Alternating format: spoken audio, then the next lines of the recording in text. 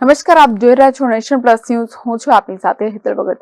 છોટાઉદેપુર વિધાનસભાના ધારાસભ્ય રાજેન્દ્રસિંહ રાઠવાએ વિધાનસભા સત્ર દરમિયાન મંત્રીને સવાલ પૂછતા કહ્યું હતું કે રાજ્યમાં નવી ઔદ્યોગિક વસાહતો સ્થાપવા માટે કયા કયા અનુકૂળ પરિબળો ધ્યાનમાં લેવામાં આવે છે અને છોટાઉદેપુર જિલ્લાને પણ આનો લાભ આપવા વિનંતી કરી છે. ત્યારે મંત્રીને સવાલ પૂછતા મંત્રીએ શું જવાબ આપ્યો છે, આવો સાંભળીએ. માન્ય શ્રી રાજેન્દ્રસિંહ રાઠવા.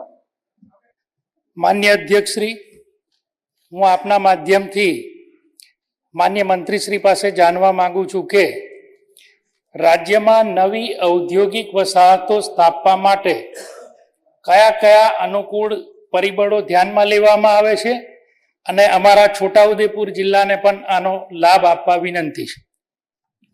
માન્ય અધ્યક્ષ શ્રી, ગુજરાતના મુખ્યમંત્રી આદરણીય ભૂપેન્દ્રભાઈ પટેલ સાહેબ સમગ્ર ગુજરાતના છેવાડા સુધી જીઆઈડીસીનું વિસ્તરણ થાય અને કોઈ પણ તાલુકો બાકાત ના રહે એ પ્રકારની માન્ય અધ્યક્ષશ્રી વ્યવસ્થા કરવામાં આવતી હોય છે.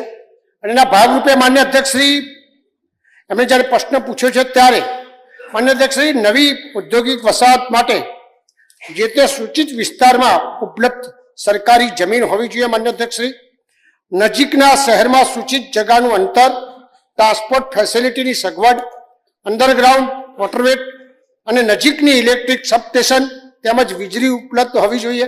નેશનલ સ્ટેટ હાઈવે, વડગેજ, રેલવે લાઇનનું અંતર, સૂચિત જગ્યાથી હયાત રોડમાં મળતા એપ્રોચ રોડની સગવડ, ઔદ્યોગિક વસાહત માટે જરૂરી પૂરતા પ્રમાણમાં પાણી ઉપલબ્ધતા તેમજ સ્થાનિક પરિબળોને ધ્યાનમાં લઈ અને માન્ય અધ્યક્ષશ્રી આપવામાં આવતી હોય છે.